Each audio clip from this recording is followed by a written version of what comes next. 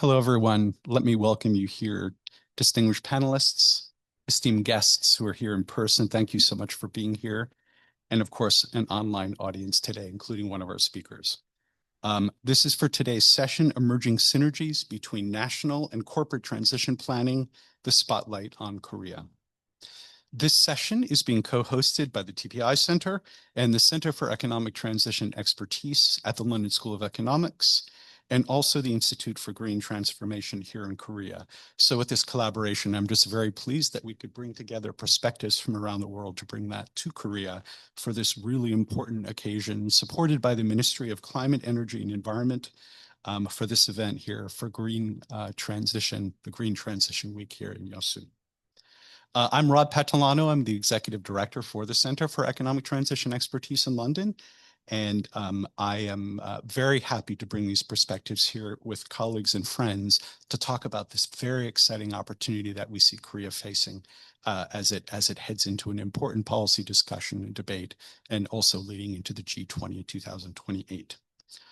So this week in Yeosu represents, we think, a very important initiative by Korean authorities, as well as domestic and international stakeholders. And when I say stakeholders, it's really many of us, from elements of society to research centers to advocacy groups and to communities themselves that are affected positively or negatively, depending on how the transition proceeds.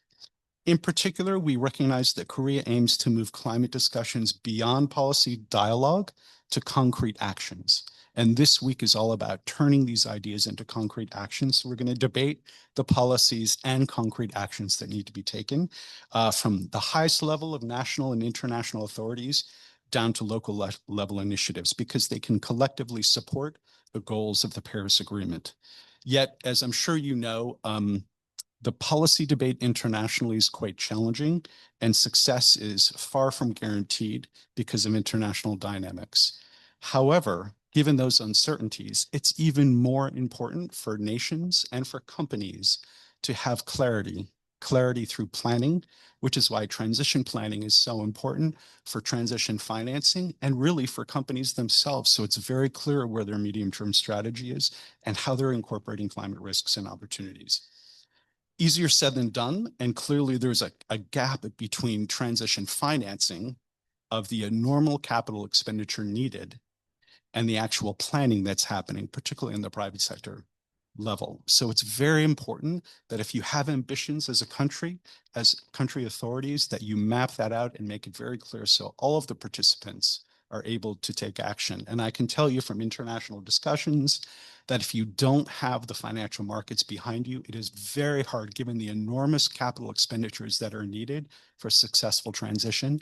If you don't have clarity of communications and clarity of facts with the private sector, this is just not going to be successful. So that's a lot of what we're going to be discussing today.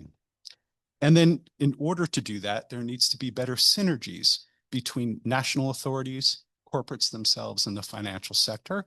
And we can see there are examples from other countries where that dialogue is really considered. The term that's being used is co-creation, where they're in this together to try and come up with plans and actions to make sense and to make it successful. So with that, the purpose of our session today is to help provide insights in this important discussion on how public and private sector in Korea here can make progress, and that a range of stakeholders, really all of us, and again, thank you for being here, and thank those of you who are online, to have that discussion, to ask challenging questions, and to come up with real solutions. So with that, let me now introduce the panelists and the topic today. We have Antonina, or Nina Scher, who's online with us. She's the Deputy Director of Policy at the TPI Center at London School of Economics. We have Louise Kim, who's on the panel. She's the Director of Sustainable Solutions Group, APAC, for ING Bank.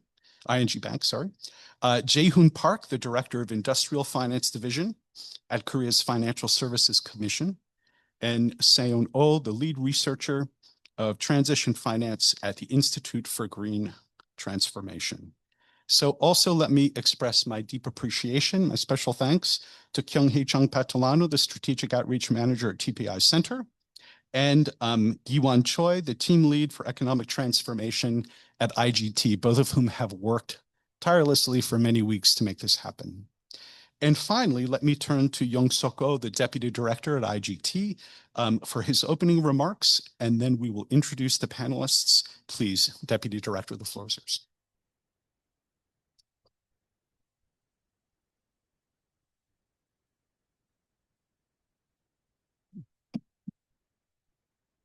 네, 여러분 반갑습니다. 오늘 세미나에 함께 참여해주신 여러분들께 감사드립니다. 저는 녹색전환연구소 부소장 오용석입니다. 오늘 런던 전경대 TPI 센터와 CETEx 그리고 여러 전문가들이 함께 모여 국가와 기업의 전환계획 간 시너지를 주제로 이 자리를 마련하게 되어 매우 기쁘게 생각합니다. 바쁘신 와중에도 함께 해주신 TPI 센터 안토니나 시오 부국장님, CETEx 로버트 파탈라노 대표님, 금융위원회 박재용 과장님, 김정수 부문장님을 비롯한 모든 연사분께 깊은 감사를 드립니다. It's a pleasure to meet you all. Thank you very much for coming to our seminar today. I am Oh Young-seok, the Deputy Director of the Institute for Green Transformation. Today, I am very pleased to host this seminar on the topic of the synergies between national and corporate transition plans. The seminar is actually jointly hosted with the TPI Center of the London School of Politics and Economics and the CETEx Center as well. And I would like to extend my sincere gratitude to Antonia Scheer, the Deputy Director of TPI Center, Professor Robert Patalano, the Executive Director of CETEx, and Mr. Park Jae-hoon, the Director of Financial Services Commission, and Director Kim Jong-soo, as well as other panelists and participants for being here with us. 지금 우리는 매우 중대한 갈림길에 서 있습니다. 전환금융은 탄소 중립으로 가는 진정한 녹색 징검다리를 놓을 수 있는 기회이기도 하지만 자칫 실질적 감축 없이 규제만 완화하는 장치로 변질될 위험도 공존하기 때문입니다. 특히 한국은 철강, 석유화학 등 고탄소 산업업종 비중이 매우 높은 구조를 가지고 있습니다. 한국과 같은 중견국이 성공적인 전환 모델을 만들어낸다면 이는 글로벌 전환을 이끄는 새로운 기준이 될 것입니다. 이러한 맥락에서 2,000개 이상의 글로벌 기업을 분석한 TPI 센터의 보고서는 지금 우리가 직면한 전환의 방향과 속도를 가늠하는 데 있어서 매우 중요한 나침반이 될 것으로 기대합니다. Currently, we are at a critical crossroad. The transition finance could help us build the green stepping stones towards the carbon neutrality, but it also has a risk of just alleviating the existing regulations without substantial emissions of carbon emissions. Especially in Korea, we have a high proportion of high carbon emitting industries, including steel and petrochemicals. However, if a middle power nation like Korea creates a successful transition model, then it will set a new benchmark in global transition. In this regard, the TPI Center's reports that analyze the over 2,000 global companies truly helps us very much. It is very helpful for us to assess the direction and pace of our transition. 오늘 이 자리가 한국이 중견국으로서 탄소 중립의 글로벌 모델을 제시하고 실질적인 녹색 전환을 이끄는 앞당기는 의미 있는 소통의 장이 되기를 바랍니다. 저희 녹색전환연구소도 이러한 논의에 적극적으로 기여하고 한국이 지속가능한 전환의 모범 사례로 자리 잡을 수 있도록 최선을 다하겠습니다. 고맙습니다. I hope that today, through the seminar we have today, Korea will be able to propose a global carbon neutrality model as a middle power nation and advance substantial green transition. And the Institute for Green Transformation will also actively contribute to discussions like this, and we will help Korea serve as a role model of sustainable transition. Thank you very much. Thanks so much.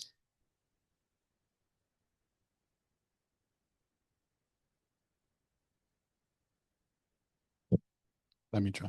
Good. Thank you so much, Deputy Director, for those kind words.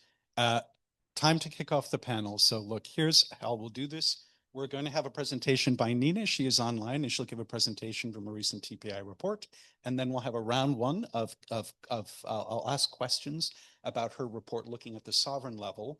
And then she will give another very brief overview of some of the results that TPI Center have achieved at the corporate level. And then we'll have a similar round talking about that and the implications for transition planning, transition financing, regulation, et cetera.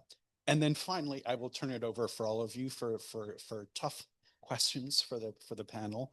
And then if time permits, I'll allow the panelists to give truly just 1 minute of a final takeaway that you want the audience to have to remember your points from the panel, and then we'll wrap it up from there. So with that, Nina, I hope you can hear us. Let's see if we can get you on screen for part Yes, I can hear you. Can you hear Nina, me can all you hear right? us? Yes, I can hear you. Can you hear me? We can. We've just turned you up, so you have a full audience. Please, Nina, the floor is yours. Excellent. Thank you so much. Thank you so much for all of those in the room today and our esteemed panelists. Really grateful to be participating in this event with you. And I'm sorry that I can't be with you all in Yeosu. I'm sure it's a really enlightening week to be part of. So I'm going to go very briefly through our research that we've conducted at the TPI Center. We develop tools and data for investors, and this is how we fit into this conversation at the intersection between what governments are doing and what companies are doing, because investors need to finance both sides of that transition.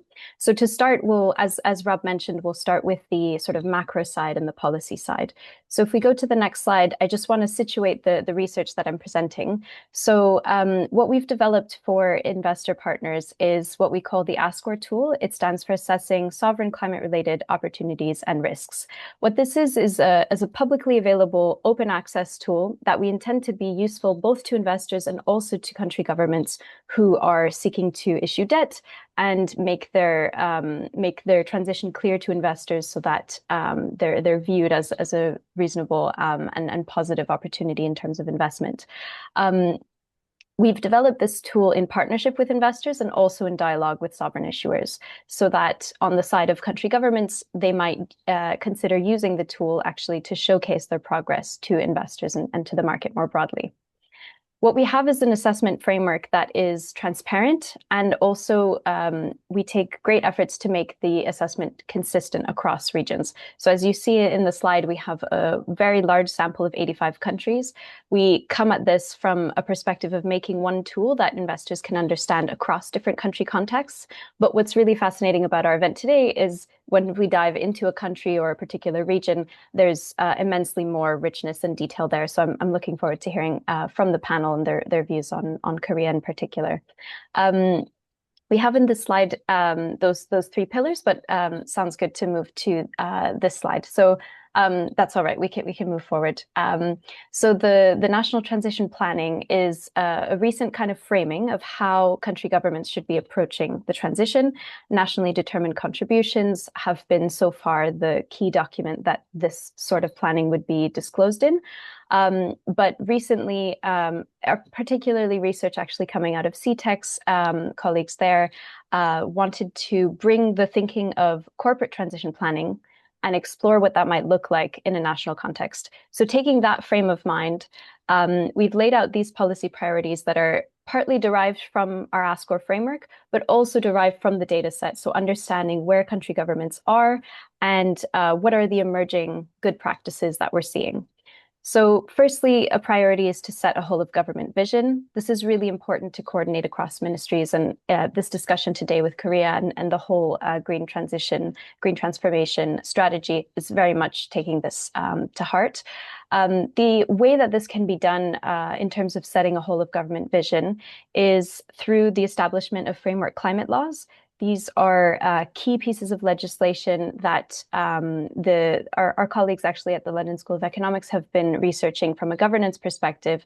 And these can help set a strategic direction, ensure that the whole country understands what direction the government wants to take in terms of the low carbon transition, and also set legislated obligations, for example, net zero targets or NDCs, so that there's more credibility attached to those commitments. The second policy priority that we've identified is really any ways that the government can set a clear policy direction and give confidence to the market that things will be moving in that direction. So this can be through disclosure rules, but also incentives like carbon pricing and the phasing out of fossil fuel subsidies to adjust what is market competitive. The third area here is something that's been emerging over the last couple of years and is particularly a rallying call from investors who want to see NDCs become more investable. One way that they can become more investable is for country governments to translate their national ambitions, their overarching national emissions reduction targets, to the sectoral level. This means that companies can react to those plans and understand how the NDC applies in their particular sector and what that should mean for their capital expenditures and so on. The final priority here we have is just a general advice to set up climate investment plans. This can be composed of a few different elements. Firstly, the costing of what the country government expects to need in terms of financing, both from international, concessional, private finance sources, how they're going to finance that, and then some disclosure on the side of public spending. So there's a whole area around climate budget tagging and that kind of transparency, which is in fact something that Korea performs well on in our assessment. If we go to the next slide, I just wanted to outline one way that we approach this second policy priority on setting the direction. So setting the policy direction, setting the incentives.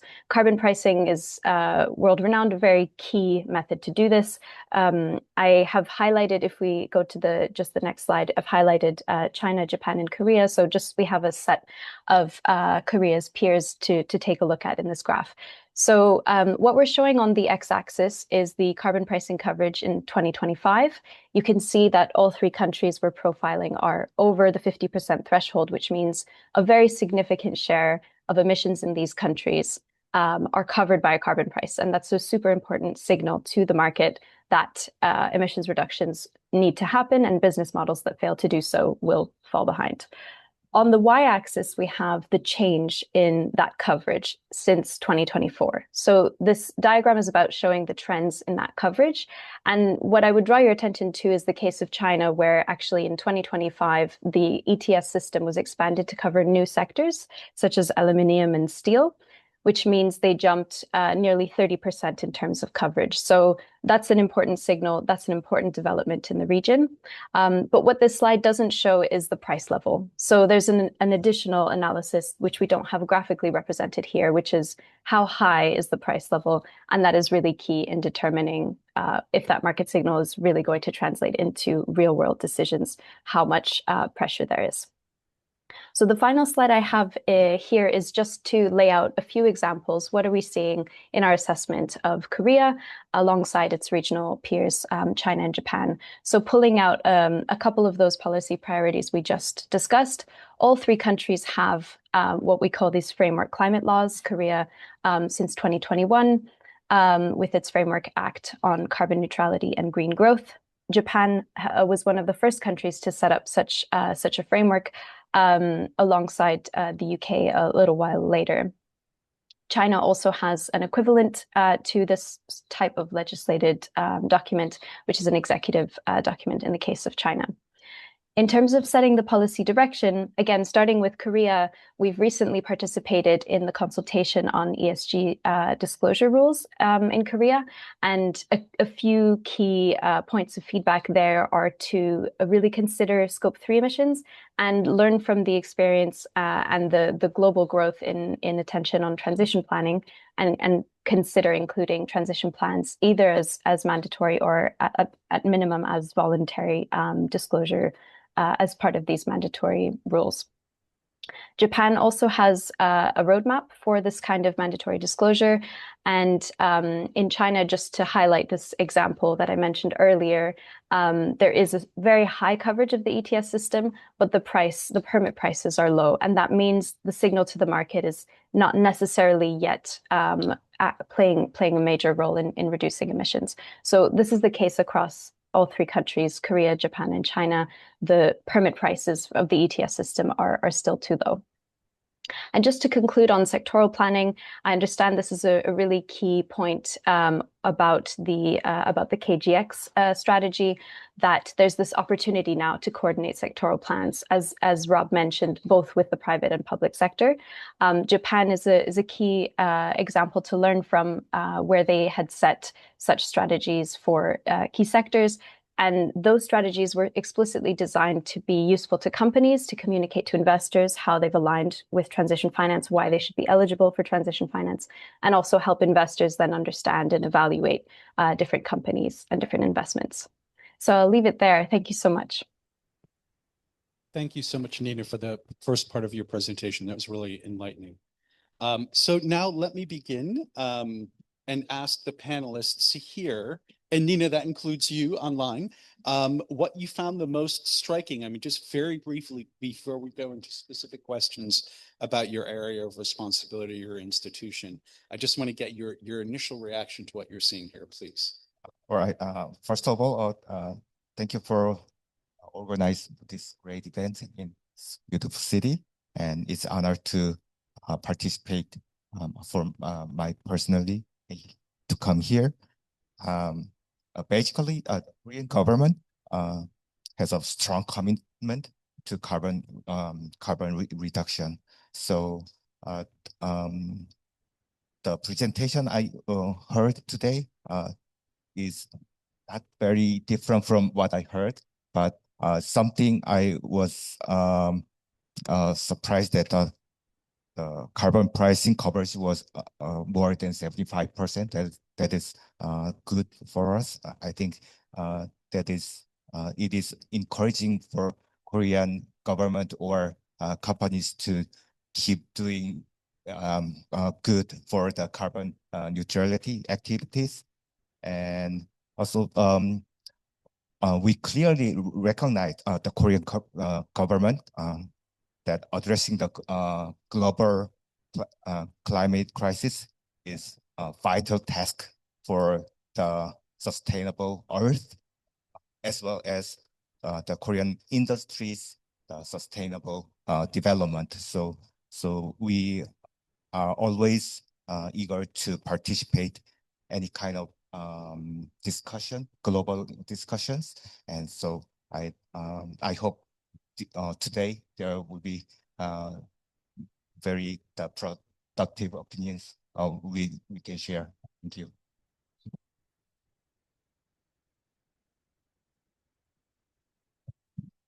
Oh, yeah. Actually, the result is more than I expected, because I thought Korean government not that good when it comes to responding climate crisis and climate actions.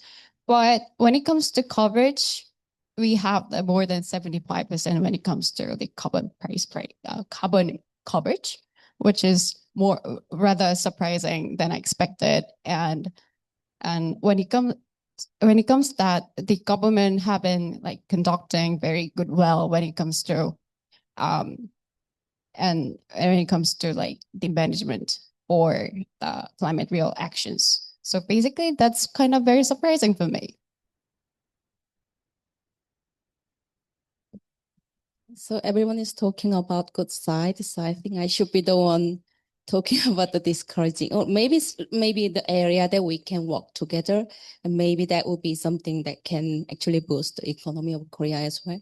So as mentioned in the research, there are two areas that's kind of popping up as more of that we need to develop. One is sectoral roadmap that we really need to build on, given that our business model and the economy model is highly focused on certain areas of how to abate sectors.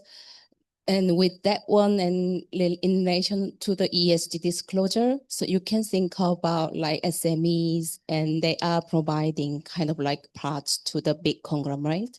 They may have difficulty to disclose, partly because they don't have any resources. So, and I'm also working with corporate and FIs in Korea. So I know that they already put this in their agenda, in their boardroom. It's more about how they can connect this to their CapEx plan and their business expansion plan. That can be only viable if we can have a strong sectoral roadmap, so they can be assured that with this money put into that specific technology, it will not be wasted in 5 to 10 years. So that would be something that we can discuss further. Look, and the first person to respond to this is usually the analyst who's running the data and writing the report. They get to see this first. So Nina, I don't want to lose the opportunity to ask you what surprised you the most. Yeah, no, it's a great question. I was actually going to take the opportunity just to respond to this surprise from the panel about the carbon pricing systems coverage. And just to note, I'll put it in the chat if it's useful, but we take this estimate from the World Bank's dashboard on carbon pricing. So if there is anything potentially surprising and actually possibly worth verifying, then that could be worthwhile. I think perhaps what I found surprising and actually quite optimistic, this was a key message out of our report, was although there are headwinds that are extremely concerning and worrying, of course, coming from the Trump administration, but even in Europe, there's a bit of watering down of some disclosure rules and other policies, even some fears that the ETS might be weakened. In that context, we're really seeing a lot more hopeful movement in East Asia. And so this spotlight on this region actually brought me a lot of hope. It wasn't necessarily surprising, but more coming from a place of ignorance on my part and just learning about what developments are happening all over the world, especially in terms of ETS, new carbon pricing systems in emerging markets. And we think this may be spurred on by the carbon border adjustment mechanism that Europe has put in place. We're seeing a lot more ETS systems all over the world and in surprising countries, including Indonesia looking into this and Brazil and so on. Thank you, Nina. And I would just add, in the UK, obviously, they've made a lot of progress on moving forward with their sectoral plans. So it's perhaps surprising when you saw Nina's first charts that show Korea has made such progress on national level planning and commitments. And still there's an opportunity for growth on bringing sectoral plans. But perhaps it's not surprising because DESNES is the overseer of these sectoral plans in the UK. And the Ministry of Climate here was just created months ago. So perhaps this is a great opportunity for the ministry to start moving forward now that they've been created. They have a mandate. Oh, I'm sorry. They have a mandate. They have marching orders. This is a perfect timing for them to do that. So perhaps that's an ideal time. With that, now let's turn to some specific questions with an umbrella question, which is given the hope and the opportunity we're seeing. What do you think are the significant barriers that are preventing, and how can we overcome those barriers? I'll ask you to have that in the back of your mind as you're answering questions. But Jaehoon, first to you. So we're here. Korea is hosting this UNFCCC event. It's fantastic. There's the Green Transformation International Week, and we're all a part of that. It's signaling strong international ambition. From your perspective, what role should financial regulation play within this constellation of policies to try and achieve progress? As I said, and also all be aware of that the tackling climate crisis is very vital for the sustainable economic development. And the important is that we consider our situation of industries, and also we have to keep going with global standards. So that's how we effectively implement our plan. And this government, we announced a big project like green energy transitions, and also green transformation, which is all industries transformed to eco-friendly. And that big project requires big amount of financing. So the financing is very have to do a very important role for that plan to execute. So I think that until now the public finance has a more important role until now, but we keep trying to induce more private sector to participate in this green financing. Thank you. Sona, in your view, what do you think about regulatory levers that the governments should prioritize, focusing on Korea, but are there any examples, good or bad, from the rest of Asia?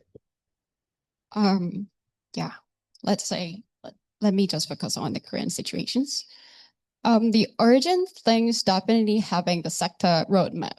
as we saw the presentations, Japan already have the sector roadmap across the 8 industries, and China already have the regional roadmap for the 8 sectors.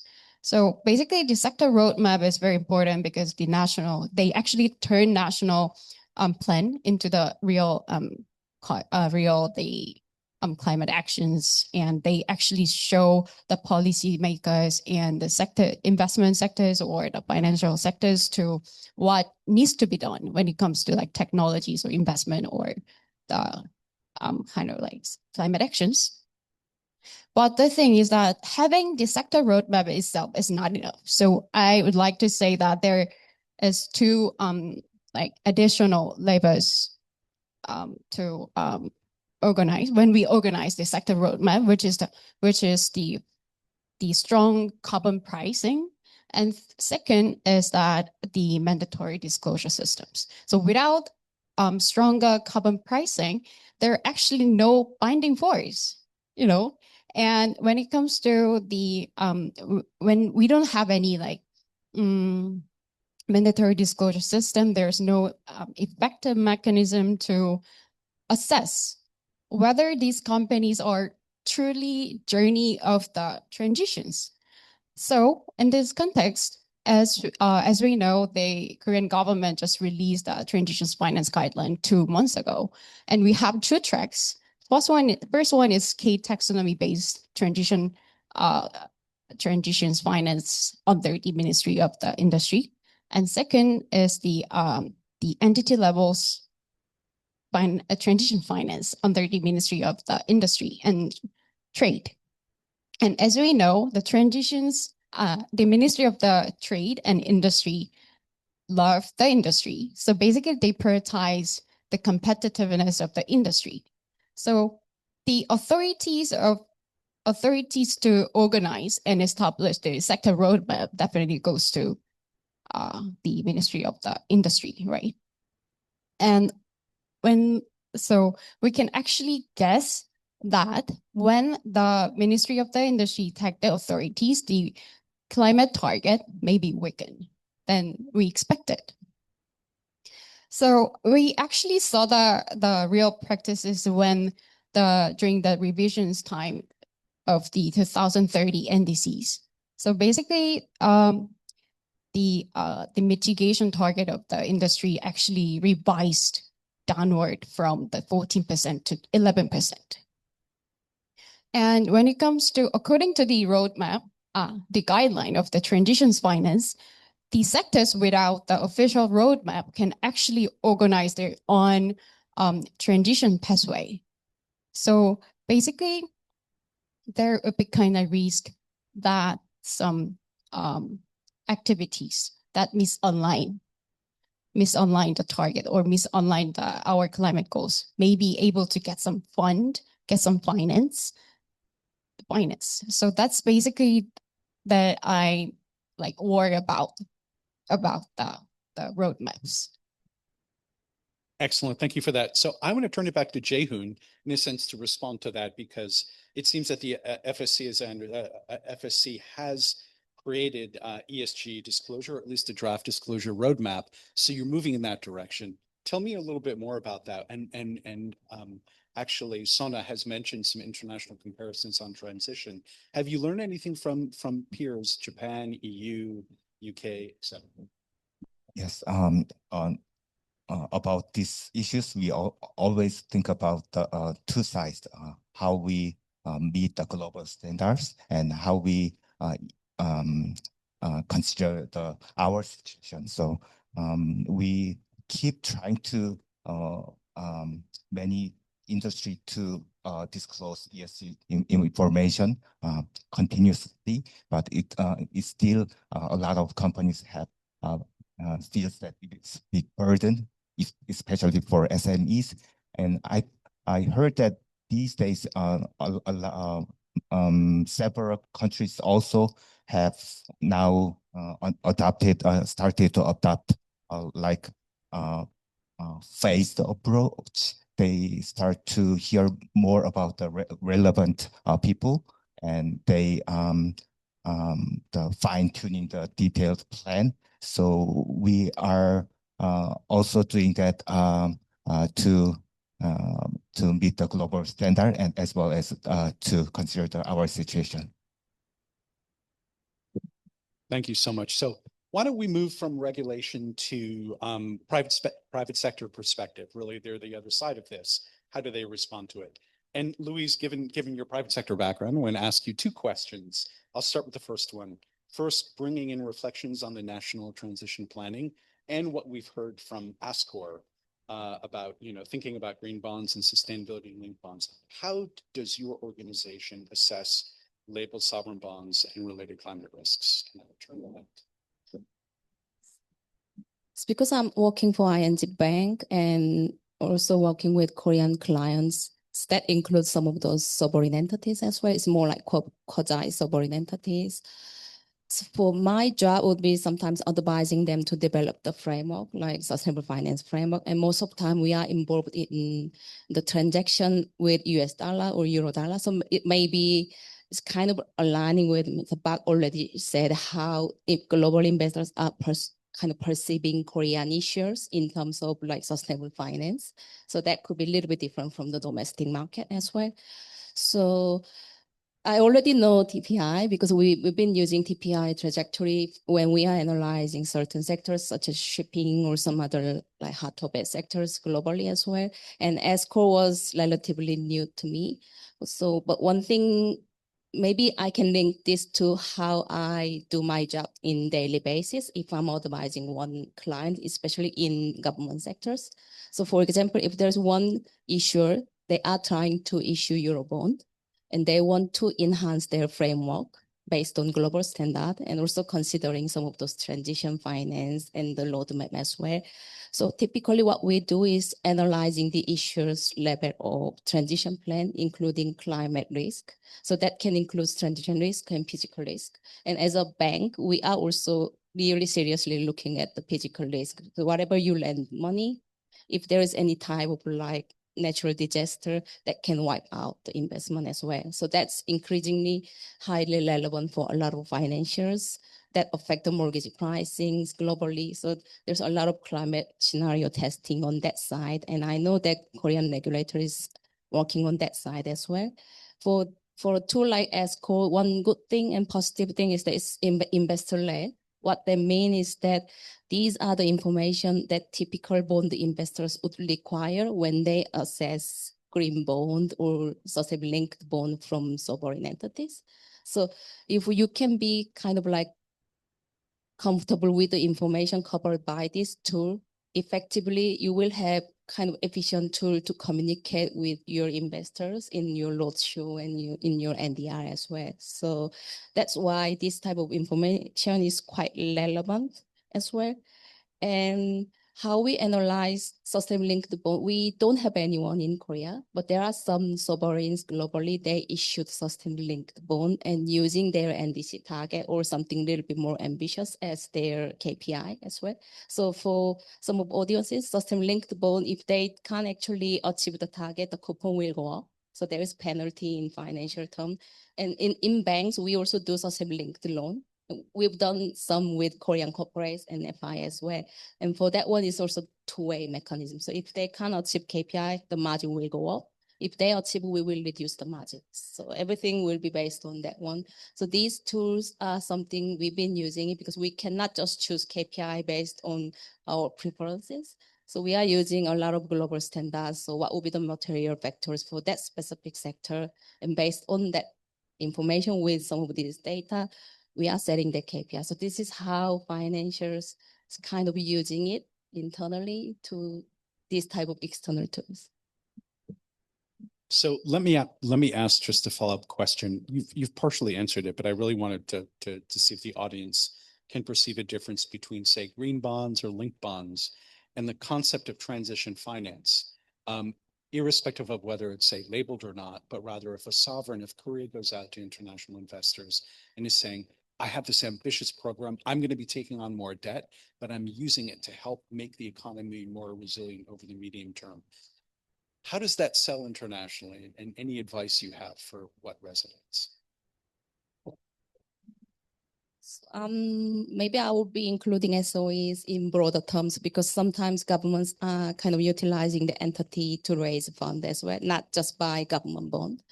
So for green bond, it just became a little bit mature market these days because everyone knows that what is green. We have EU taxonomy, we have K taxonomy. K taxonomy, when I'm talking to my colleagues in Europe, they agree that this is one of the strong kind of taxonomy aligning with EU.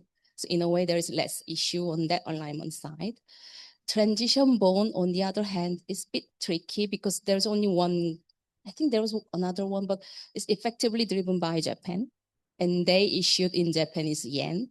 So if you are looking at the actual investors of that bond, is mainly Japanese insurers, Japanese banks. It's not like the foreigners buying that. But there was one case is that Korean financiers actually issued transition bond last year in Japanese yen.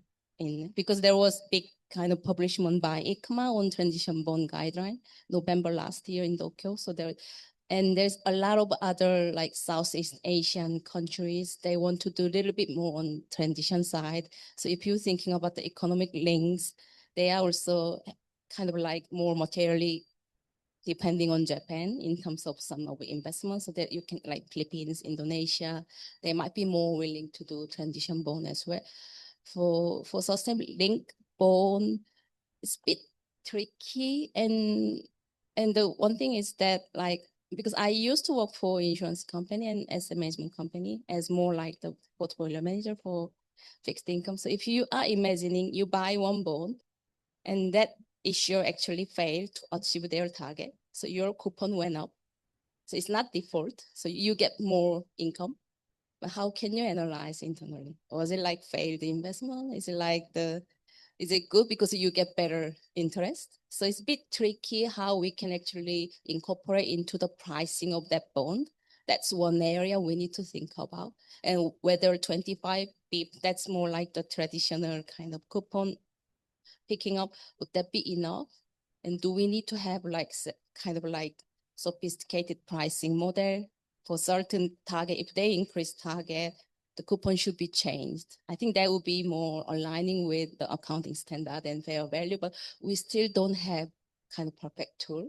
So that would be something, if we can kind of evolve in that area, so same linked bond would be really proper tool to incentivize the issuers and the investors as well. And maybe up until then, transition finance will be something that everyone will be looking at it.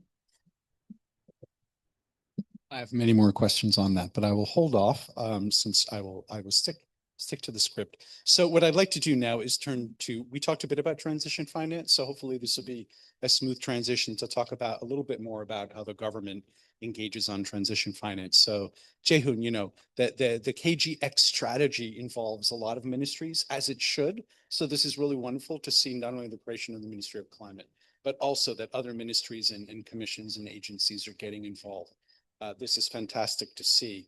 But how is the government ensuring that this becomes coherent strategy and engagement between regulators and how they're engaging with regulation, carbon pricing, and industrial policy? That is no easy task. I think especially this government really focusing on tackling these issues, and we upgrade the governance of a government, like the Ministry of Environment now turned to Ministry of Climate, Environment, and Energy. So they are taking of energy as well, and also there are presidential commission, which the prime minister hosting that commission. All relevant ministry take part in that commission, and as well as many specialists from the private sectors, and they periodically and take care of every issue about the carbon neutrality or the tackling climate crisis issues. So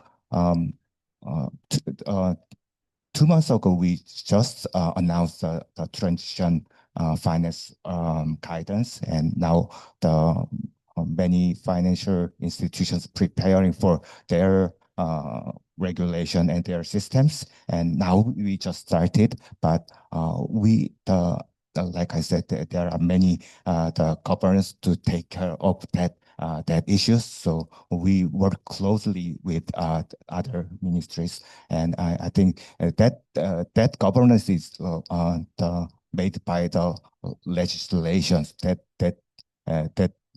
doesn't disappear without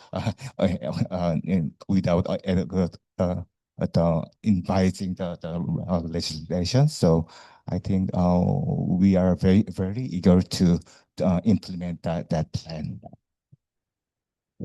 Thank you for that guidance. Sona, so given that this work is in train and there's an opportunity for coherence and good planning, what advice would you give to see this through and be successful? Yeah, in terms of the transitions finance, we actually released a report just 2 weeks ago. So you guys check our report from our website as well. So as he mentioned it, Korea released its transition finance last Feb, like 2 months ago. So I think it's kind of positive steps because the government present the green transformations, which integrating the climate actions and competitiveness and national growth and economic growth. So as I already mentioned before, the framework has two approaches. One is K-taxonomy based under the Ministry of the Climate. And the second is the entity levels approach, which use the strategies, the transition strategies, which is under the Ministry of the Industries. So basically, I think this approach combines the element from the EU and Japan and aim to attract the more private investment. But I think the current guideline actually suffer from the cumulative leniency from the all stage, which are eligibilities, verifications, disclosure, and the enforcement. So when it comes to a company can actually get the qualify just stating their intention to transitions. And as I remember, the third party checks actually optional and disclosure is limited to the financial institutions, which is not mandatory things. And also the Ministry of the Trade and Industry they actually has a strong control over the sector roadmap, which may lower the climate actions. And actually we have the mitigation target issues. We have the mitigation target issues because according to the guideline says like we need to set prioritize the NDC as a references model. But as we know, the NDC in Korea set a range, which is from the 53% to 61%. But even the top level, even the top end is slightly below the international recommendation, which is 61.2%. And in practices, the policies and the corporates may follow the lower end, right? So which weaken the ambitions to committed the actions from the start. So I'd like to suggest some things that we can consider when revising the guideline. And the first one is the authority to organize the sector roadmap need to go to the Ministry of the Climate, or we have the GX agencies to control all of the plan for the green transformations that would be needed. And second, as we have the issues on the indices. So basically we need to change the references model, references point from the NDC to 1.5 degrees alignment pathway. And second is that the green finance and the transitions finance need clear boundaries, because as long as the LNG power get the green finance under the K taxonomies, the credibility of the whole system would just compromise, and the new guideline actually haven't fixed it. And lastly, every transitions plan submitted by the corporates should include the transitions pathway which align with 1.5 degrees. And we need third-party verifications, which should be the mandatory things, and we need a clear the phase-out timeline for the fossil fuel things. Excellent. Very specific recommendations. So thank you for those. Now, and I appreciate we have ING here, but in order for this to all work, the one thing we haven't really talked about enough is the suite of investors that would actually get confidence from all of these actions to provide an enormous amount of capex that's needed for any country to effectively engage in these transitions toward net zero. So let me ask Nina, and Nina, hopefully you can hear us still. Let me ask Nina, from what you've heard, what suite of investors do we need internationally to help provide this enormous amount of capex? Do you see any barriers to doing that? Or as long as the investors have the transparency they need, and this is sort of bankable, it's investable toward their required rates of return, are they on board? Thanks for the question. Yes, I mean, hearing from the panel and the diverse set of stakeholders there, it's I think there are a few barriers. So, and also just to broaden the question slightly, there's sort of concessional finance, there's private finance. So setting aside concessional finance and all the players that are crucial there, MDBs in terms of providing blended finance solutions. So just focusing on the private side, there's institutional investors are really the key players that tend to have more ambitious ESG aims. They're often considered to have sort of patient capital. These are pension funds. They often have also more ambitious and socially oriented ESG aims. But they are constrained, crucially, by their fiduciary duty, which means they can't make decisions that will put at risk the pensions of the people for whom they manage those pensions. So that's a key limiting factor in terms of how ambitious investors can be and how much risk they can take. It speaks to your point about risk, essentially. Then on the side of asset managers, they will have all the willingness in the world, but it's always dependent on the clients that they have. So usually the vision, the direction comes from the asset owners, in particular institutional investors like pension funds, and then asset managers will be implementing what they're asked to implement.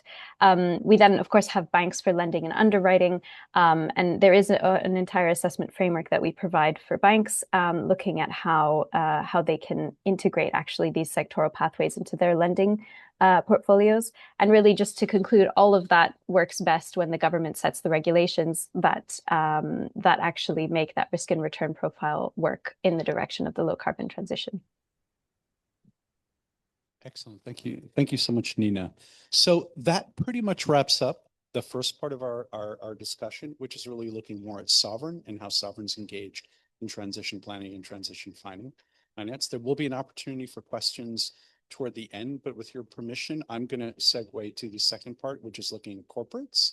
And that means that Nina will turn it back to you. Is that the presentation? That is the presentation. Yes. Okay. Excellent. Thank you so much. Yes, and I'll keep this brief as well. Really, just to set the scene, we've pulled out a sample of our assessment universe, which is the Korean companies that we assess, and kind of placing that in the context of the global universe we assess, and again looking at some regional peers. What is the distribution of corporate assessments in China and Japan? So if we go to the next slide, this is where I just want to explain so you can understand the data that I'm discussing. We have two main pillars to assess the corporate climate action of entities that we assess. We have a global universe of companies here. There are now 2,000 companies assessed on the first pillar and over 500 on the second pillar. So starting with management quality, this is a framework we have that's organized in a hierarchical staircase. So companies are tracked and placed on this staircase based on their governance of emissions and the risks and opportunities associated with the low carbon transition. So companies on level 0 have not recognized that climate change is a material business risk. We have now a vanishingly small share of companies globally across the 2000 that have absolutely no recognition and acknowledgement of climate change. So that's a key sort of point of optimism, that this is now extremely socialized among the corporate world. And then the next levels go to varying degrees of sophistication, of transition planning, of strategic integration of climate goals into corporate decision making. So, for example, we have some indicators that look at whether the meeting of a climate target is tied to executive remuneration. So if there's that incentive at the executive level to meet climate goals, that's an important indicator that we have in the framework. And there are 23 of these kinds of yes or no questions that go all the way up to level 5, which demonstrates a company is at the level of transition planning. And a really key binary indicator there is, has the company broken down what are the specific actions and decarbonization levers that they're going to pull to meet their emissions reduction targets. So that is sort of the level that you get on level 5. On the second pillar that we have, this is carbon performance, and really speaking to Son A's points here about 1.5 alignment. So just taking what country governments set as a pathway for a sector may not always be sufficient to have confidence, for an investor to have confidence that this company is aligned with 1.5. And that's why here what we provide at the TPI Center is this alignment score for companies using global sector-specific benchmarks. So what we can say is this can be used in complementarity with national level roadmaps, with a different sort of scope, a different use case, but still can inform that process, and in fact can actually inform country governments as they set out those roadmaps. They can sort of compare the roadmaps they have in mind to what would a global 1.5 degrees aligned pathway look like for, let's say, the steel sector. So we do this benchmarking here. We have 3 scenarios. The most important ones are the Paris aligned ones. So the green is 1.5 and yellow being below 2 degrees. And we benchmark the forward-looking targets of companies against those 3 benchmarks in the short, medium, and long term. So in the next slide, I just wanted to lay out a few very brief comments about our global sample. So generally across the board, companies tend to cluster on level 3. That was the middle of the staircase. So it means climate change is being integrated, but it's not yet at a strategic level. It's not yet at the level of transition planning. Generally, European companies are most likely to get to level 5 and also align their targets with 1.5 degrees. And we can understand this is largely due to the regulatory environment and the norms around disclosure, also the level of engagement of institutional investors with companies in this region. Just to note on the African region and also in LATAM, so far our corporate universe has been fairly constrained in those regions. And that's because the way this tool was developed was to address investor need.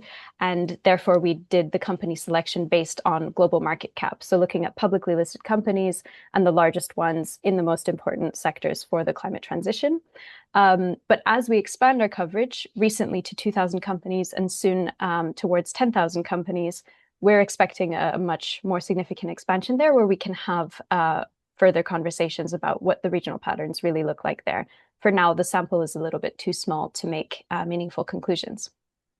One point on Asia in this slide is to say that as a region as a whole, when we look just at that regional average, there's often a lack of suitable disclosure to undertake our assessments. But as we'll see in the next slide, there's actually a very important heterogeneity within that region. And just before we switch, I'll note the Australasian region is actually also quite strong when it comes to 1.5 degrees alignment. So coming to the next slide, what we have here is this is the share of companies at each level of the framework. So level 0 is red, that's the weak end. And as you can see, it's vanishingly small. And then purple is level 5. So the more purple you see, the stronger the sample is in terms of its corporate performance on this assessment framework.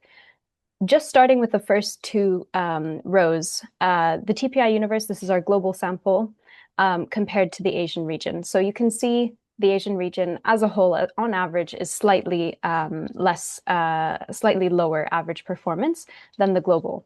But when you break that down across Korea, Japan, and China, we can see that this is a much more mixed picture. And in fact, Korea and Japan are both well above the world average.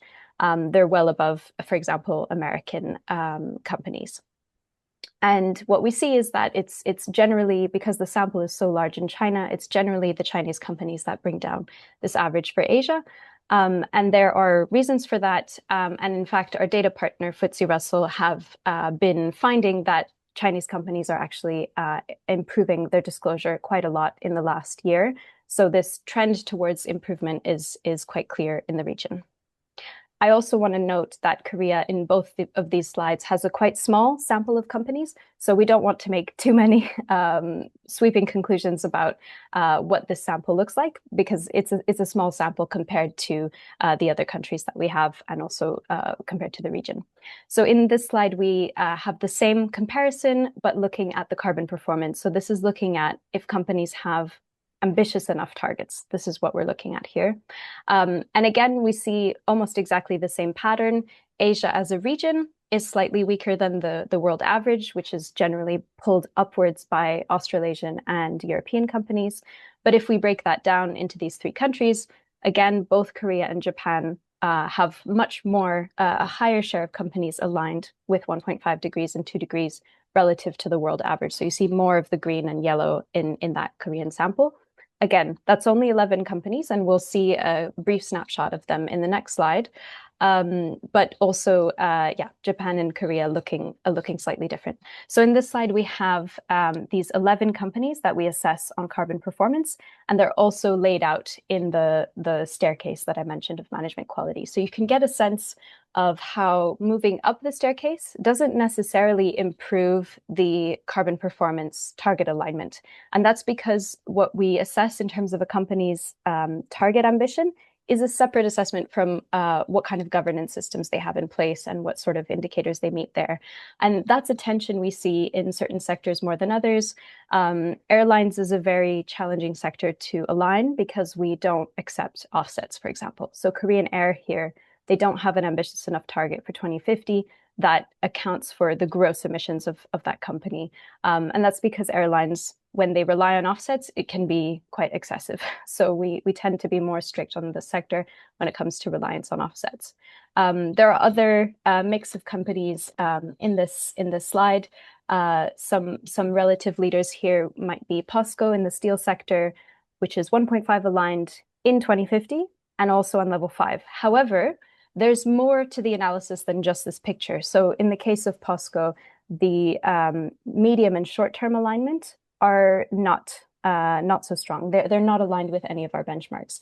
And the reason for this is that POSCO's emissions intensity today is very high above the average, above the global average. And that means that even if it has a 2050, I don't know if you can see my hand, if it has a 2050 net zero target that aligns with the 1.5 degree benchmark, it is still above that benchmark, well above that benchmark in the short and medium term. So there is still room for improvement in that particular case.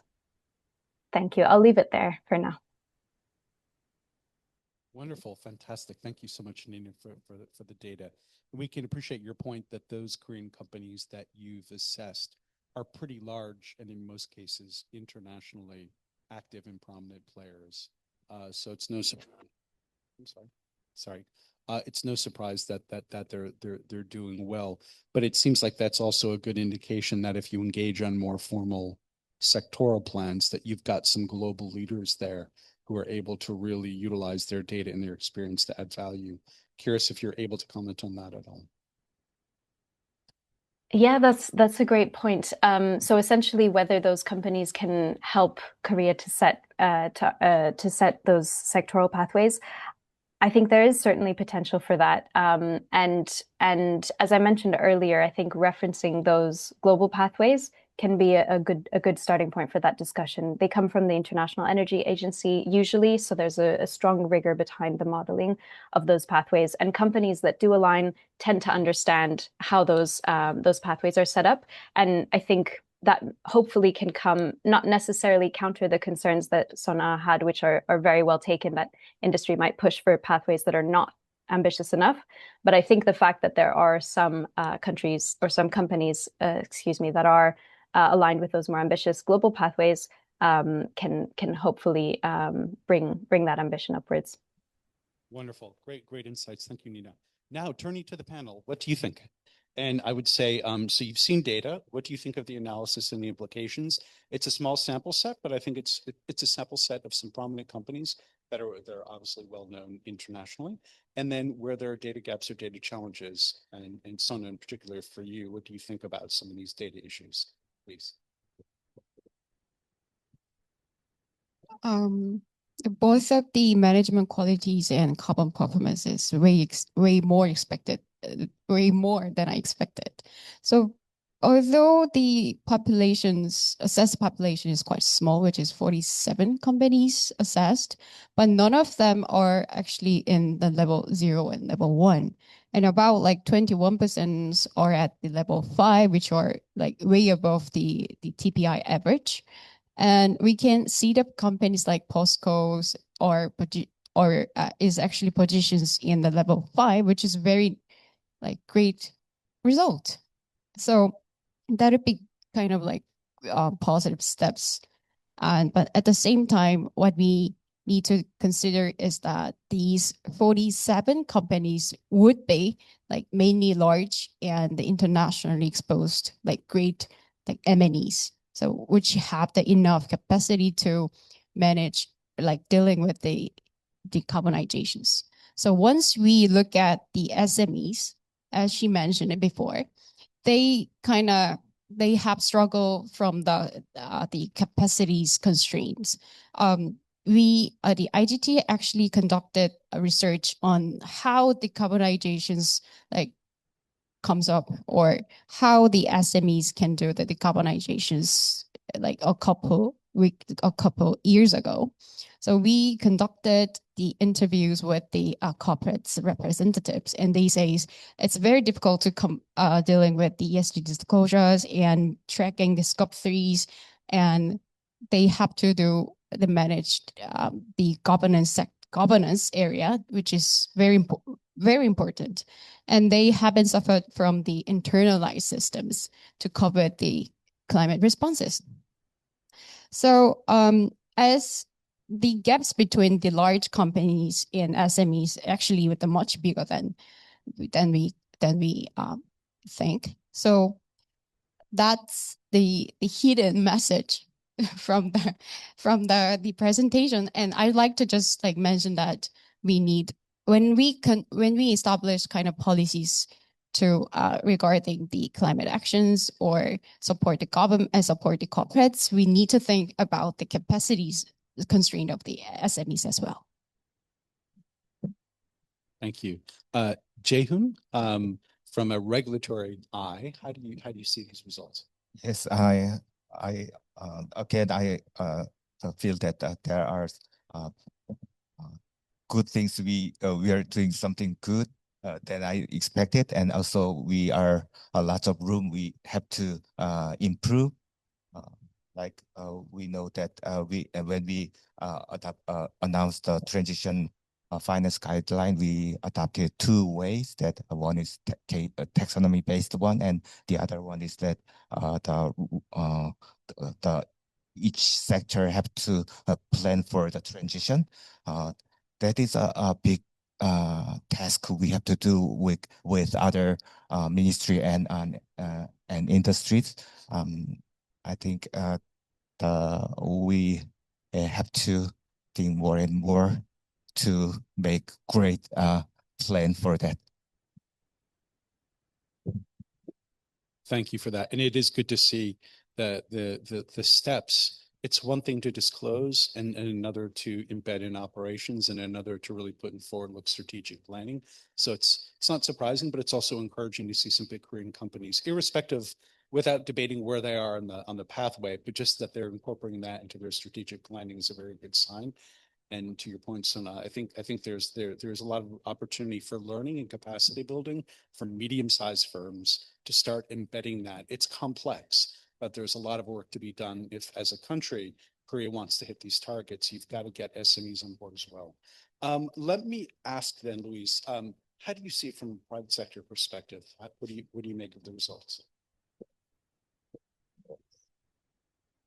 So maybe I was the one that least surprised with our big companies doing really well because we did our own like kind of research on disclosure globally, including around 50 Korean companies, and they were mainly like one of those kind of maybe top 20 to top 40% globally as well. So then what would be the missing in between is that they have great plan. Their boardroom already understand these issues. There are strong pushes from many stakeholders, including NGOs and medias. And so they are aware of that, but they are still hesitant to put kind of like substantial amount on certain technology. And the missing part would be the sectoral roadmap. So as I already mentioned, like for example, there's shipping company, like there's dual fuel vessels that can actually transit to the kind of like zero carbon fuels. And the zero carbon fuel can be either methanol or ammonia for this current technology. But when you talk to shipping company, they are still researching a lot which one would be better, which one would be commercially viable, and that can change quarterly, annually as well, depending on the supply chain. So it's not that easy for them to, even if there is sectoral roadmap, for them to actually put their capex and R&D, it would take some time. And as some already mentioned, there is gap between big company and small company. That's not just for Korea, even for Europe. There was recently like omnibus package. They are reducing the burden on SMEs. Because even if you push a lot, if they don't have capacity, the cost will kind of outweigh the benefits. So they are realizing that part. So as a bank, we sometimes provide kind of supply chain financing for big company. So if there is kind of tier 1, tier 2, tier 3 kind of supplier, like smaller size, if one company is better than the other in terms of ES disclosure, sometimes these big companies providing better financing term to them, and banks are supporting that type of like mechanism as well. So it's not just asking them to do more, it's more about developing everything together, and that's always easy to say than actually do it. So for me, I was not surprised of that one, but I'm also a little bit worried that if they have great plan, but if they don't actually put their capex, they will get tired of ESG eventually. They are talking about this, and eventually they will think that this is compliance, this is cost. So that's something I really don't want to happen for those big companies.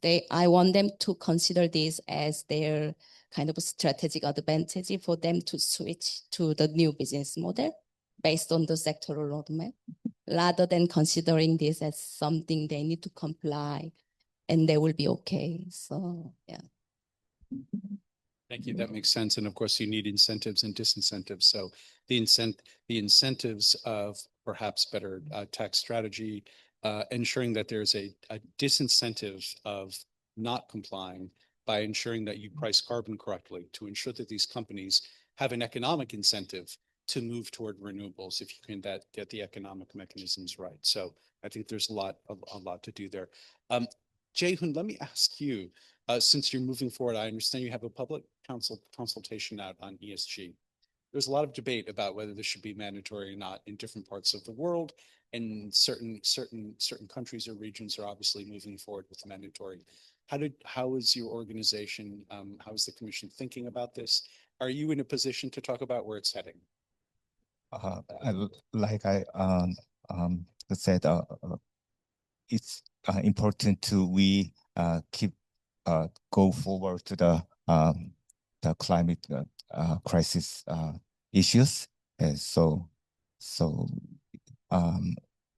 also there are many countries who adopted that system mandatorily. They started, so it's we have to go toward that direction. Although our industry is highly rely on manufacturers and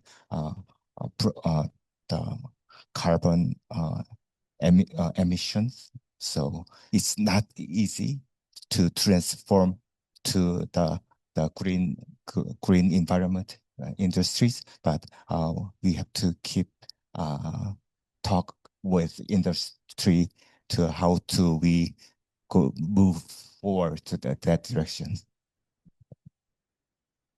Right, more to come on that. Perhaps now we turn and talk a bit about corporate transition finance.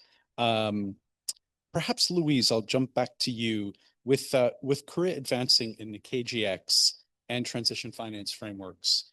What would give investors confidence to scale capital particularly in the hard to abate sectors like shipping, steel, power, including some of those companies that need headship?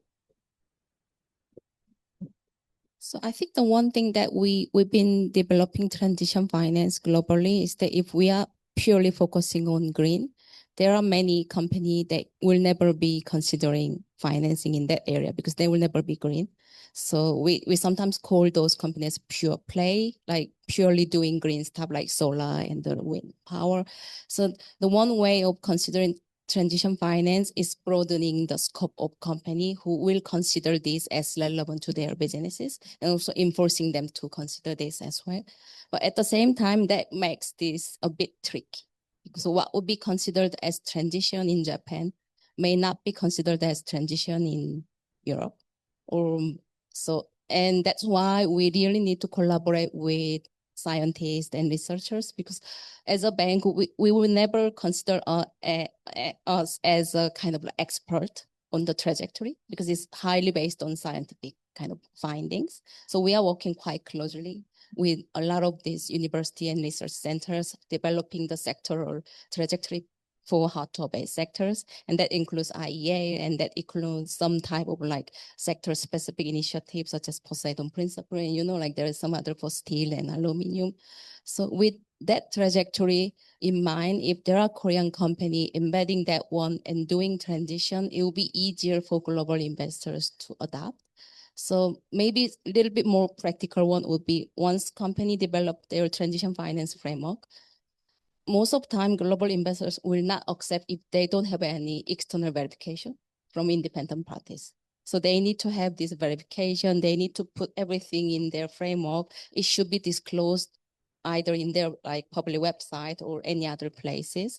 And they need to do the allocation and impact report after the financing as well. So there's a lot of monitoring, kind of ongoing monitoring processes.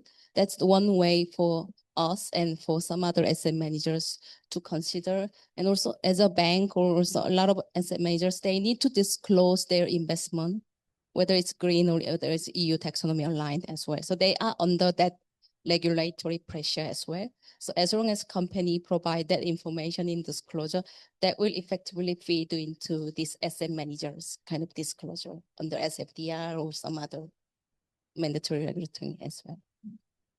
Thank you. So we know that Korea has taken a distinctive dual track approach to transition finance, taxonomy-based, which you talked about previously, and also strategy-based guidelines. So I would ask Jae-hoon, going back to the regulatory side, what was the rationale behind that design? It's flexible, it's helpful, but how do the two tracks complement each other? Definitely, we adopted that two-way to plan that execute that plan more flexibly. So our goal is to encourage more and more companies to participate in carbon neutral activities. So the case, if the industry, the companies can choose whether they take the taxonomy-based one or the roadmap one. So the goal is to more and more company to participate in these actions. Thank you. So let me then jump to Sona with really a mega question for you. From what your research is saying and what you're hearing, overall, do you think transition finance, does it raise or lower the bar for green finance relative to just using traditional markets? Are we seeing value here, or is the regulation, is the cost onerous relative to the benefit? Is it working? Sorry, could you please explain that again? Sorry. Sure. Just it's a mega question, meaning it's just a big picture question about, do you think transition finance is ending up raising or lowering the bar? Yeah. The first I would like to mention is the green finance standard in Korea is not strict enough. So the activities related to the fossil fuels, such as like LNG power and the gray hydrogens has been classified on green and under the K taxonomy. So for examples, the green bond issuance in the power sectors from the 2018-2024 went to the LNG powers and the hydrogens fuel cells, which takes about like 57%. And I don't think the key questions is whether the transitions finance raise or lower the bar of the green finance. The issue is that whether transitions finance expand the green finance or like replace it. So for example, there is a company in the carbon intensive sectors, which is hard to abate sectors, still qualify the green finance if they produce low carbon, low emissions steels, and if they qualify the standard of the green taxonomies. So the activities criteria, recognitions criteria, and the safeguard criteria. If a company satisfy all the criteria, they actually can get the finance under the green finance. But at the same time, under the current taxonomy-based transitions framework, given the transitions finance is actually available to the activities when if they meet the activities criteria, but meets at least one of the recognition, exclusions, and safety guard criteria. So basically, this company is not eligible for the transitions finance in principles. But the real issue comes down to what company choose to do. So according to the Korean Green Bond guideline, the green finance has more complex and more burdens on the management and the operating systems. So the company actually have the options to go for the transitions finance to reduce their burdens. That's concern that I have. So my concern is that the carbonization investment, the green investment that actually meet the green qualification, green criteria may end up like drifting away from the green finance markets. That's essentially what crowding out looks like in this context. That's really helpful. And perhaps, and I know there's not time for it now, but it'd be interesting to know market pricing. If somehow the markets are taking that into account and do get a less benefit in markets now and in the future, if there are looser criteria for transition, and if green is this nirvana where it's better risk management, and therefore maybe in the future markets will come to appreciate that. But I guess we're not there yet. But with that, maybe Jae-hoon, I'd turn back to you, particularly if you wanted to have any counter comments to what Sehun-san had said. And let me ask you, from your standpoint, is the commission or the government in general, is it ensuring that eligible transition activities are generally aligned with the 1.5 degrees to avoid risk of locking in, particularly in these carbon intensive or energy intensive sectors? How are you managing that? That is important task we have to do.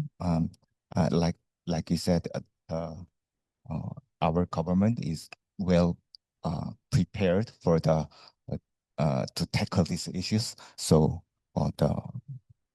the ministries and we work closely with each other to keep trying to go forward to the carbon neutrality. So our goal is to maximize and achieve that goal as soon as possible.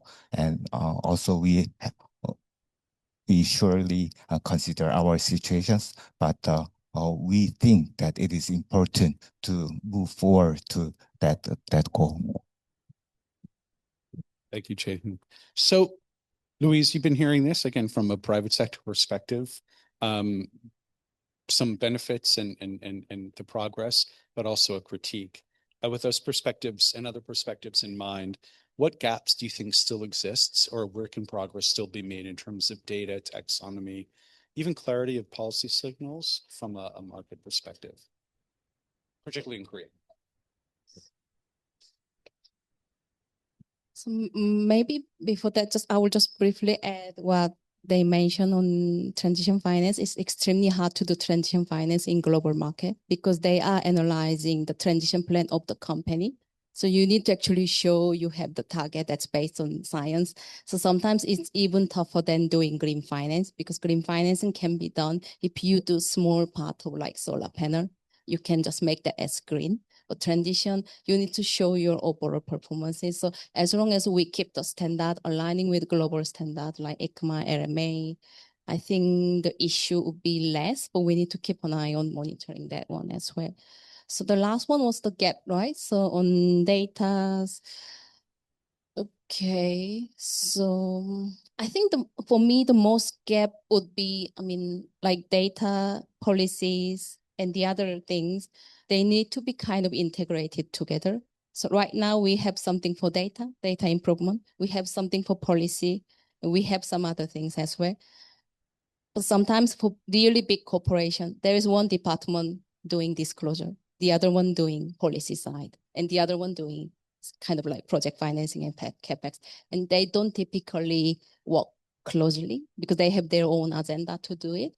Then that would be the missing gap and maybe waste of resources as well. Because the only reason why you are collecting data is you will be using this to be compliant with the policy, and effectively you will move your company to more like low carbon economy.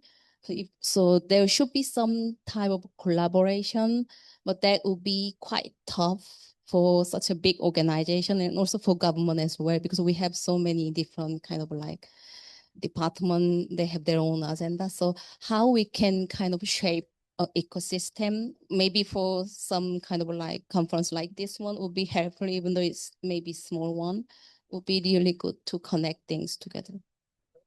Already a topic for the next conference. That's perfect. With that, I'm going to now turn to Q&A for all of you to ask questions, both of the panelists and Nina, who gave the presentation. What I'd like to do is to do this in a batch, meaning I'd collect 4 or more questions, and then we can determine who wants to answer what. So with that, I turn it over to the audience. Do we have a microphone? How should this work? Yes. Okay. Are there any questions from any of you, please, here? And if you could state your name and also your affiliation, that would be wonderful. 안녕하세요. 저는 데일리안 금융증권부 손지연 기자입니다. 저는 안토니나 쉬어님께 여쭤보고 싶은데, 센터에서 분석한 한국 주요 기업 46곳의 선정 기준이 어떤 건지 궁금하고, 아시아에서 최고 수준의 역량이라고 말씀을 해주신 것 같은데, 다른 나라 여타 아시아의 주요 기업의 기준이 무엇인지도 함께 궁금합니다. Thank you. And we have a translation for Nina to answer that. This question goes to Nina. I am a journalist from Dalian in Korea. During your presentation, you in your analysis of the global companies, including Korean companies, there must have been some criteria when you selected the companies for analysis. And also you mentioned that the Korean companies included in the Asian companies included in the universe of the companies you analyzed have one of the best-in-class capabilities. So could you please explain about the criteria you use to select those company universe? Nina, hopefully you got all of that. Yes. Are you able to answer that? Yes, no problem. And I can keep Right. it quite short. Essentially, the companies across the universe have all been selected based on their market capitalization. So it's based on the scale of how investable those companies are. And we go through high emitting sectors. So we do prioritize. We don't just use market cap. We also use categories of high emitting sectors. So we have 13 key sectors at the moment. So it includes steel, cement, electricity, oil and gas, aviation, and so on. So it's focusing on high emitting sectors and then focusing on the largest companies in those sectors. So because we started with a global list, most of the highest market cap companies were American and European. And as we went down the list, we of course added more and more countries. So that's where that sample comes from, is the largest companies by market cap in Korea in the key sectors that we've selected and that investors believe are important to have this data for. 네, 저희가 선택한 것은 우선은 시총을 기준으로 그 분석 대상인 기업들을 선택을 했습니다. 우선은 시총이라고 하면 기업의 규모를 말하는 것이죠. 그래서 이 기업이 얼마나 시총이 크고 또 투자할 만한 기업인가 이러한 것들을 보고 선정을 했습니다. 그리고 섹터 기준으로 말씀드리면은 이제 고배출 산업을 우선적으로 선정을 했습니다. 그 철강 기업하고 시멘트, 전기, 전자, 항공, 석유, 가스 기업 등 그 고배출 산업들을 포함하는 13개의 섹터를 우선 선별을 했고요. 그런 섹터 중에서 시총 기준으로 선정을 하다 보니, 네, 그리고 또 글로벌 기업들을 대상으로 리스트를 작성하다 보니 이제 대부분은 시총이 큰 이제 미국과 유럽 기업들이 포함이 되었고, 그 이외에도 그 한국의 기업들의 경우에도 마찬가지로 시총이 크고 또 고배출 섹터에 있는 기업들을 우선적으로 선정을 했습니다. Thank you much for that. I understand there's a question online. This is a question from June Park from Seoul National University to Louis and potentially Jae-hoon. Banks seem to be taking not only transition risk, but also physical risk much more seriously now. But when it comes to transition risk, especially carbon, there are already quite structured frameworks for measurement and verification, and those are increasingly becoming part of regulation. Physical risk, though, still seems much less standardized. How do you see that gap? Excellent question. Would either of you like to take that? So for that physical risk, I think that's more relevant to the loan part than bond, because bond is typically we are kind of like underwriter, so we don't use our balance sheet. But the loan is something that we use our deposited money and actually providing the capital. So for physical risk, we are using some external tools that include some kind of prominent tools as well. So for example, in case of project financing, you can even include your zip code, and that shows the physical risk of that specific factory or specific area. So, and that includes some sub-factors, including flooding and like extreme heat, and depending on the country where that located. And so that's kind of critical part. And the reason why is that, as I already mentioned, that we are using this ESG risk actually integrating into our credit risk as well. So that affects our margin. So that's how we do it.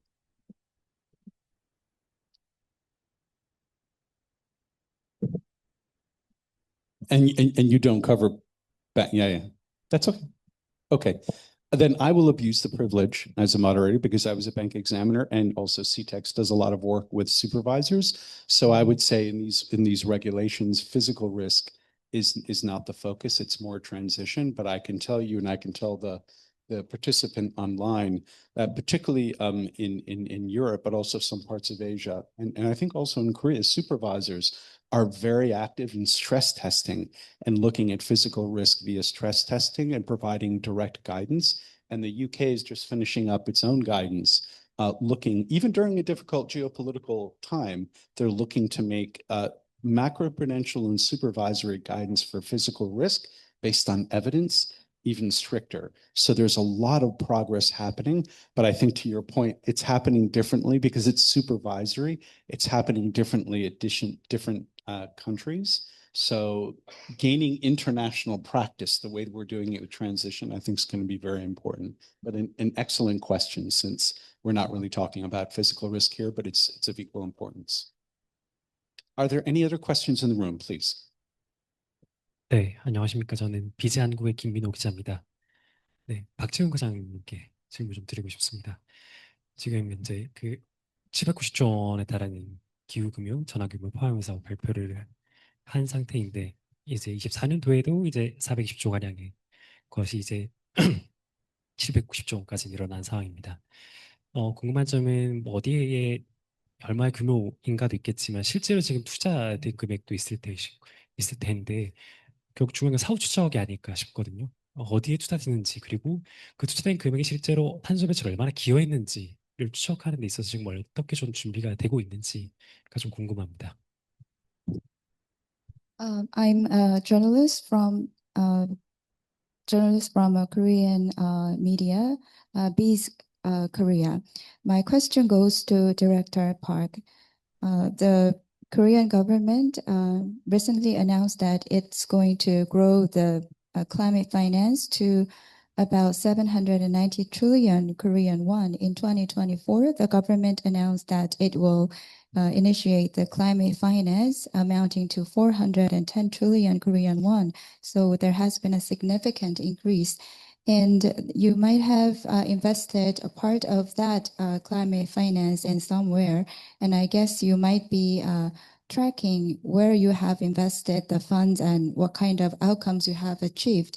So could you share with us where the part of those funds were invested and has your investment actually contributed to the substantial reduction of carbon emissions? 좀 명확히 하게 해서 한국말로 좀 해서 좀 하겠습니다. 저희 이제 금융위원회가 그 24년도 2월 달에 이제 녹색금융 한 6년간 420조 원 했고, 요번에 이제 새 정부 들면서 NDC 상향으로 높이고 또 KGX라는 큰 사업을 해야 되기 때문에 좀 더 이 부분 이제 그린 파이낸스랑 트랜지션 파이낸스가 더 많이 필요하겠다 해서 더 공격적인 숫자를 제시한 거고요. 요것들은 이제 기본적으로 이제 녹색 분류 체계에 따라서 그 밑에 이제 또 녹색 지침 그거를 이제 개별 금융기관, 정책금융기관 포함해서 자체 이제 그 판단 하에 이제 집행을 하는 것이고요. 그래서 이제 그런 것들이 물론 이제 녹색 분류 체계와 녹색 여신 지침에 이제 구체적인 내용들이 나와 있지만 실제 개별 금융회사에서 적용하는 것들은 조금씩은 차이는 있습니다. 이제 요거는 이제 저희가 이제 뭐 법적으로 강제를 하는 것은 아니기 때문에 그 부분에 대해서 그동안 정말 이게 그 텍소노미에 정확히 맞는지 안 맞는지 문제 있는지 없는지 그리고 이게 어떤 효과를 하는지를 아주 세밀하게 평가하는 작업은 아직까지는 구체적으로 해본 적은 없고 지금은 어쨌든 이제 큰 목표를 가지고 있기 때문에 좀 더 많은 이제 정책금융기관과 민간금융기관들이 열심히 하고자 하는 차원에서 한 거고 그 개별 기관별로 차이가 있는 부분은 뭐 K 텍소노미를 왜곡한다거나 이런 의미가 아니라 K 텍소노미는 아무래도 이제 환경과 관련된 그 정해진 어떤 항목에 따라서 적용되는 것이고 좀 그 개별 금융기관에 따라서는 지속 가능성이라는 주제로 좀 더 넓은 범위의 이제 것도 같은 카테고리 안에서 넣어서 이제 좀 통계를 잡습니다. 그래서 이제 그 부분을 또 달라내려면 또 이제 막 작업이기 때문에 그래도 이제 제일 큰 비중이 이제 그 환경과 관련된 부분이기 때문에 그렇게 한다는 것이고 그래서 이제 그런 식으로 이제 진행이 된다는 것이고 그래서 이제 그 텍소노미에서 이루어지는 다양한 활동들이 다양하게 이제 지원이 된다고 보시면 되고 그걸 저희가 어느 기관이 어떤 분야에 전체적으로 어떤 분야에 한다는 걸 일일이 뜯어보거나 그러지는 않고 저희가 자체적으로 관리하고 있지만 그걸 세부적으로 정말 얼마나 효과가 있는지 제대로 하는지에 대해서는 조금 더 계속 이제 보완을 해 나가야 되는 그런 숙제라고 말씀드릴 수 있겠습니다. In February 2024, FSC announced that it will launch 420 trillion Korean won for a 6-year period as green financing fund. And with the launch of the new administration in Korea, the Korean government adjusted upward its NDC, and we have to initiate the important project of KGX. So we thought we will need more green finance. So that's why the Korean government announced such aggressive figures in the climate finance fund. Basically, we follow the green taxonomy, and the guidelines are driven by the policy finance institutions. And under the guidelines of the FSC and under the green taxonomy guidelines, each financial institution will apply this in their investment or the financial activities. Although there isn't a legally binding or legally forceful obligations imposed on the financial institutions. And we have not yet conducted a detailed evaluation on specifically which sector such investment was made, or what kind of impact was there after the outcome, as an outcome of the investment. So the fact is that the policy financial institutions and the private financial institutions will continue to work together. And I don't mean that we're going to distort what's written in K taxonomy, but K taxonomy is mostly driven by environment-related categories. And for individual financial institutions, we apply more broader term of sustainability. And regarding the so basically the climate finance is used to support the activities that are aligned with the taxonomy, but we have not yet conducted detailed analysis or evaluation about where the investment was made and what kind of impact was created through the investment. And I think this is one of the things we need to improve further. Fantastic. Thank you so much. So we have more questions. Good. Now let me say that I know after this formal roundtable, we're then having a press conference, and I feel like we might be slipping into the press conference already, which is fine, but maybe we should actually formally close the panel discussion and then move to the press briefing. My sense is that means that most of you don't need to do anything. You can continue sitting where you are, and we'll continue with the Q&A. But does this mean that we're closing online, or does online stay as well? Online will close. Okay. So with that, I will formally end the panel discussion. Let me thank the panelists and Nina for their engagement, and we'll close.